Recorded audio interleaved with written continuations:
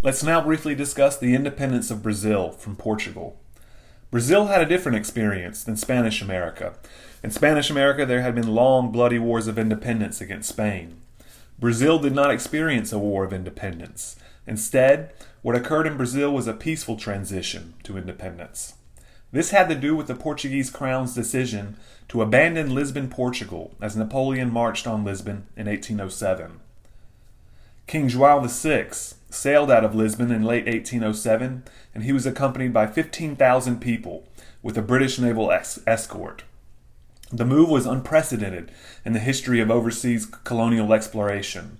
Never before had a European monarch set foot in a New World colony.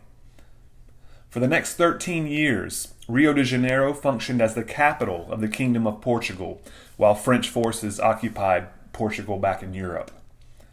The colony was thus made the capital of the empire, and the painting you see here depicts the arrival of the Portuguese court in Brazil. This period was somewhat of a mini golden age for Brazil, and Rio de Janeiro in particular. Newspapers and books were allowed to be printed. 2 medical schools were established. Military academies were created, and a botanical garden was constructed in the city, and also an opera house was built.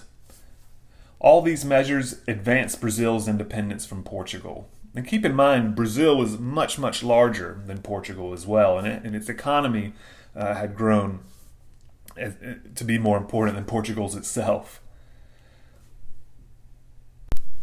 Here on the left is an image of King João VI.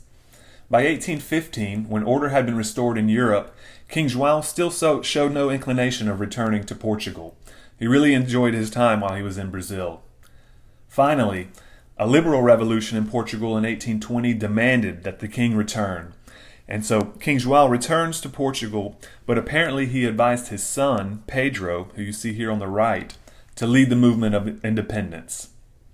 And so Portugal sought to reestablish authority over Brazil, but it was too late by this point. And in 1822, Dom Pedro declared Brazil's independence.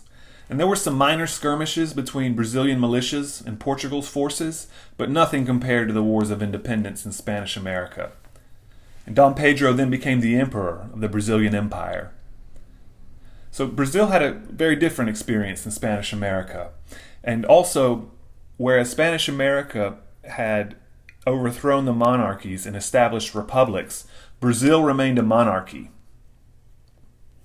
Also, while Spanish America broke up into smaller countries, Brazil remained whole, and this had to do with the monarchy in Brazil serving as a unifying force for the newly established country.